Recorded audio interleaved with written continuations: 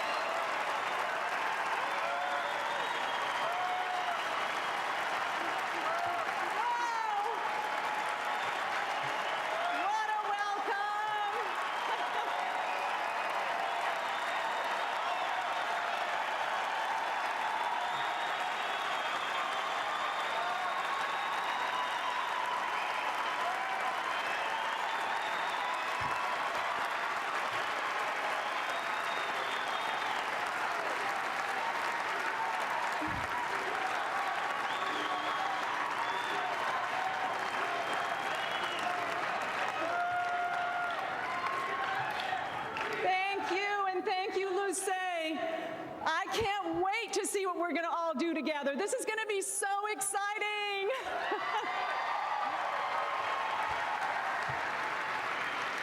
Just so you all know, the hurricane has hit landfall, and I think we should all take this moment and recognize that fellow Americans are in its path, and just hope and pray that all remain safe and no life is lost and no property is lost. So we should all be thankful for this great country and grateful for our first responders and all that keep us safe in this wonderful country.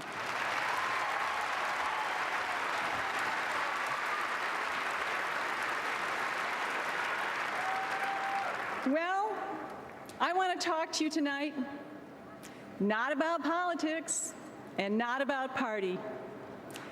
And while there are many important issues we'll hear discussed in this convention and throughout this campaign, tonight I want to talk to you from my heart about our hearts.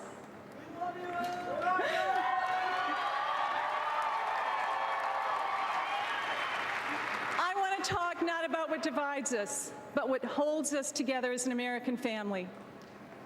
I want to talk to you tonight about that one great thing that unites us, that one great thing that brings us our greatest joy when times are good, and the deepest solace in our dark hours.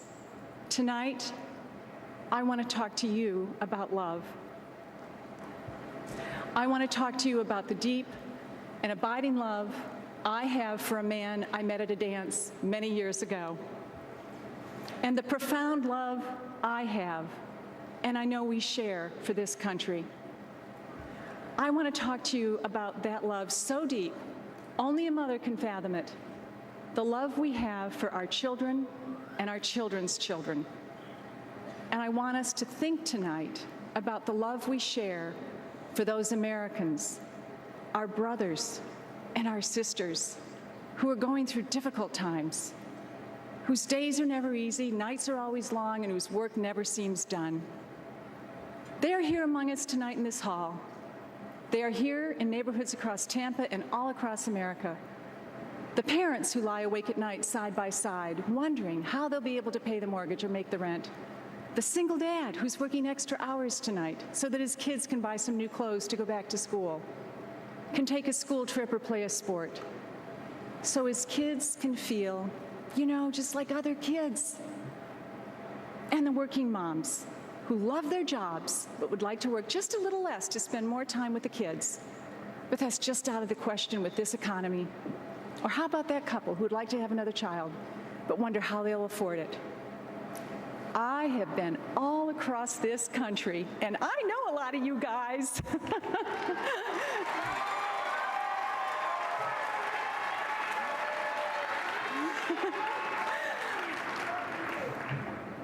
And I have seen and heard stories of how hard it is to get ahead now. You know what? I've heard your voices. They've said to me, I'm running in place and we just can't get ahead. Sometimes I think that late at night, if we were all silent for just a few moments and listened carefully, we could hear a collective sigh from the moms and dads across America who made it through another day and know that they'll make it through another one tomorrow. But in the end of that day moment, they just aren't sure how. And if you listen carefully, You'll hear the women sighing a little bit more than the men. It's how it is, isn't it? It's the moms who have always had to work a little harder to make everything right. It's the moms of this nation, single, married, widowed, who really hold this country together. We're the mothers. We're the wives. We're the grandmothers. We're the big sisters, and we are the daughters. You know it's true, don't you?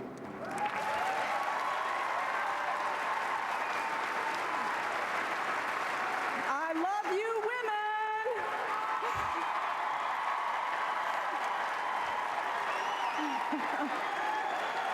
And I hear your voices. Those are my favorite fans down there. You are the ones that have to do a little bit more, and you know what it's like to work a little harder during the day to earn the respect you deserve at work. And then you come home at night and help with a book report, just because it has to be done. You know what those late night phone calls with an elderly parent are like, and the long weekend drives just to see how they're doing. You know the fastest route to the local emergency room and which doctors actually answer the phone call when you call at night. By the way, I know all about that. You know what it's like to sit in that graduation ceremony and wonder how it was that so many long days turned to years that went by so quickly. You are the best of America. You.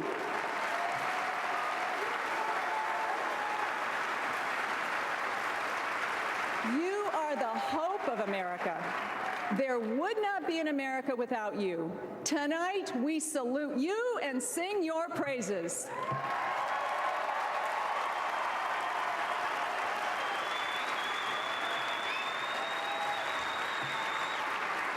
I'm not sure if men really understand this, but I don't think there's a woman in America who really expects her life to be easy. In our own ways, we all know better. You know what, and that's fine. We don't want easy. But the last few years have been harder than they needed to be. It's all the little things that the price at the pump you just can't believe, the grocery bills that just get bigger, all those things that used to be free, like school sports, are now one more bill to pay. It's all the little things that pile up to become big things, and the big things, the good jobs, the chance at college, that home you want to buy, just get harder. Everything has become harder. We're too smart to know there aren't easy answers, but we're not dumb enough to accept that there aren't better answers.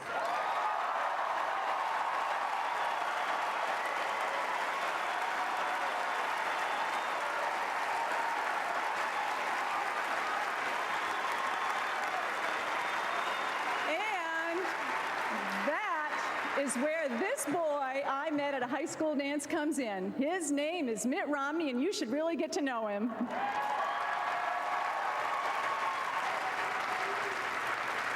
I could tell you why I fell in love with him. He was tall, laughed a lot. He was nervous. Girls like that. It shows a guy's a little intimidated. He was nice to my parents, but he was also really glad when they weren't around. I don't mind that, but more than anything, he made me laugh. Some of you might not know this, but I am the granddaughter of a Welsh coal miner. He was determined. He was determined that his kids get out of the mines. My dad got his first job when he was 6 years old in a little village in Wales called Nantyhuflin, cleaning bottles at the Collier's Arms. When he was 15, Dad came to America. In our country, he saw hope and an opportunity to escape from poverty. He moved to a small town in the great state of Michigan. Michigan! Yes. There he started a business, one he built by himself, by the way.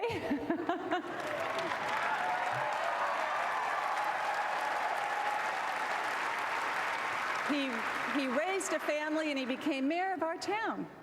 My dad would often remind my brothers and me how fortunate we were to grow up in a place like America. He wanted us to have every opportunity that came with life in this country, and so he pushed us to be our best and give our all. Inside the houses that lined the streets of our town, there were a lot of good fathers teaching their sons and daughters those same values. I didn't know it at the time, but one of those dads was my future father-in-law, George Romney.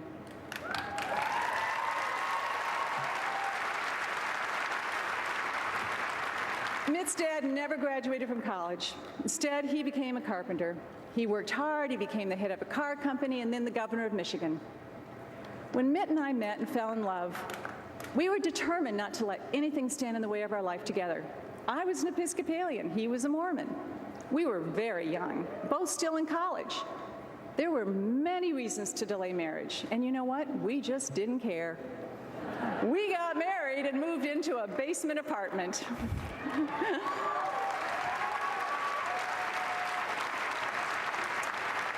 We walked to class together, shared the housekeeping, ate a lot of pasta and tuna fish. Our desk was a door propped up on sawhorses. Our dining room table was a fold-down ironing board in the kitchen. But those were the best days. Then our first son came along. All at once, I'm 22 years old with a baby and a husband who's going to business school and law school at the same time. And I can tell you, probably like every other girl who finds herself in a new life, far from family and friends, with a new baby and a new husband, that it dawned on me that I had absolutely no idea what I was getting into. Well, that was 42 years ago. I've survived. We now have 5 sons and 18 beautiful grandchildren.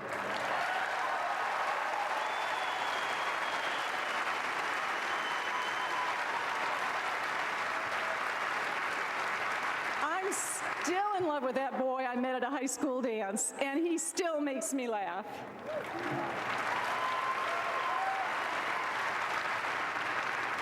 I read somewhere that Mitt and I have a storybook marriage. Well, let me tell you something. In the storybooks I read, there never were long, long rainy winter afternoons in a house with 5 boys screaming at once. And those storybooks never seemed to have chapters called MS or breast cancer. A storybook marriage? Nope, not at all. What Mitt Romney and I have is a real marriage.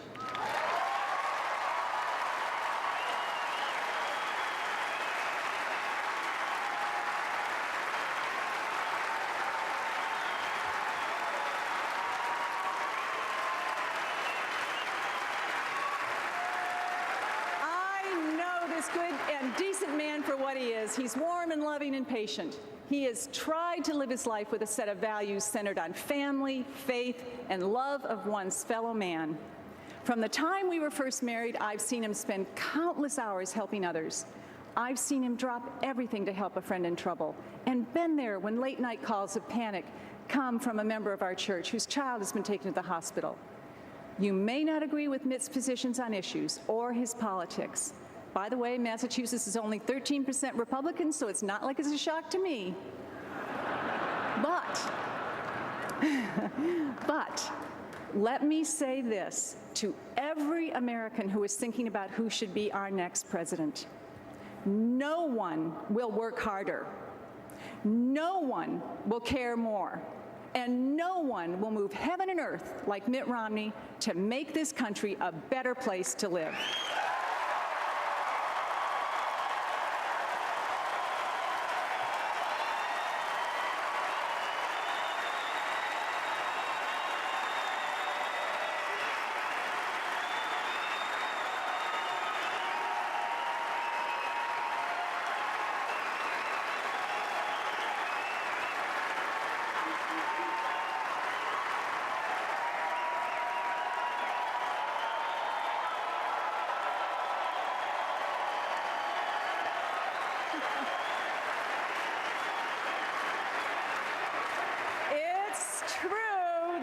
It's true that Mitt's been successful at each new challenge he's taken on.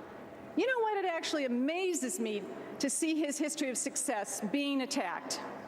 Are those really the values that made our country great? No. As a mom of 5 boys, do we want to raise our children to be afraid of success?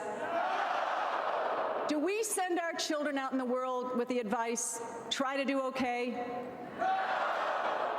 And let's be honest, if the last 4 years had been more successful, do we really think there would be this attack on Mitt Romney's success? Of course not. Mitt will be the first to tell you that he is the most fortunate man in the world. He had 2 loving parents who gave him strong values and taught him the value of work. He had the chance to get the education his father never had. But as his partner on this amazing journey, I can tell you Mitt Romney was not handed success. He built it.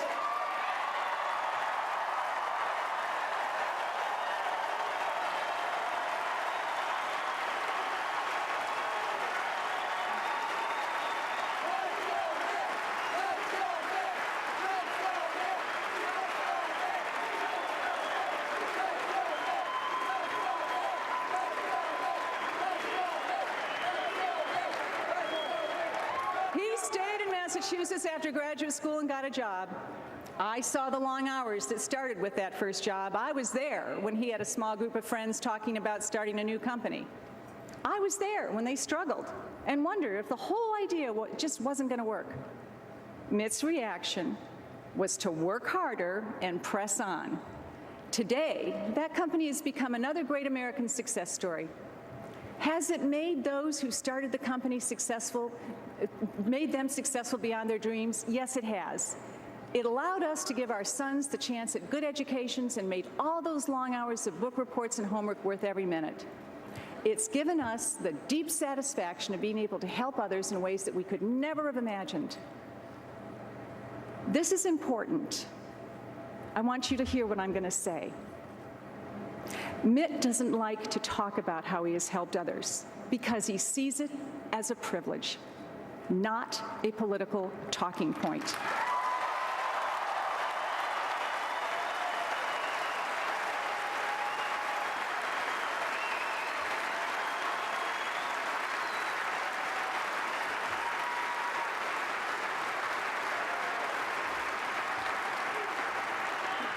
We are no different than the millions of Americans who quietly help their neighbors, their churches, and their communities. They don't do it so that others will think more of them. They do it because there is no greater joy. Give, and it shall be given unto you.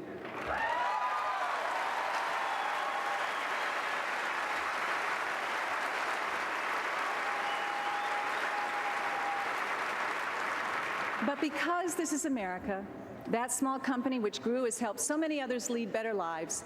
The jobs that grew from the risks they took have become college educations and first homes. That success has helped fund scholarships, pensions, and retirement funds. This is the genius of America. Dreams fulfilled help others launch new dreams.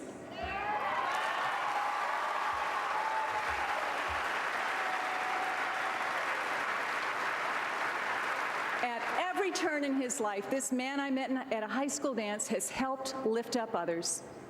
He did it with the Olympics when many wanted to give up. He did it in Massachusetts, where he guided the state from economic crisis to unemployment of just 4.7%. Under Mitt, Massachusetts' schools were the best in the nation, the best.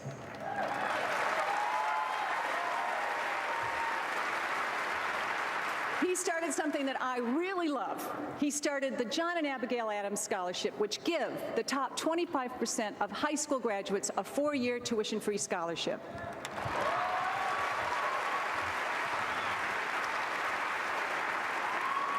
This is the man America needs. This is the man who will wake up every day with a determination to solve the problems that others say can't be solved, to fix what others say is beyond repair.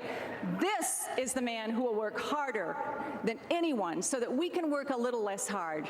I can't tell you what will happen over the next 4 years, but I can only stand here tonight as a wife and a mother and a grandmother, an American, and make you this solemn commitment.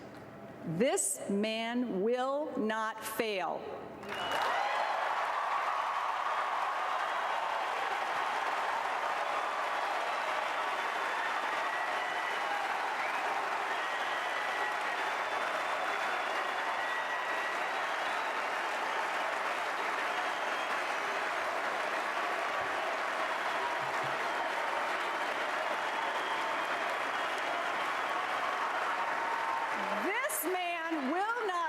Down.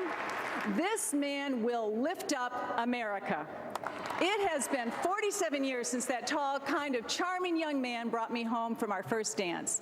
Not every day since has been easy, but he still makes me laugh, and never once did I have a single reason to doubt that I was the luckiest woman in the world tonight. I said tonight I wanted to talk to you about love. Look into your hearts. This is our country. This is our future. These are our children and grandchildren.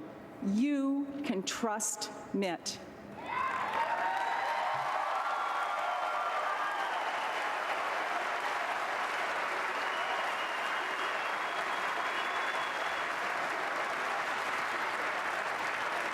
He loves America.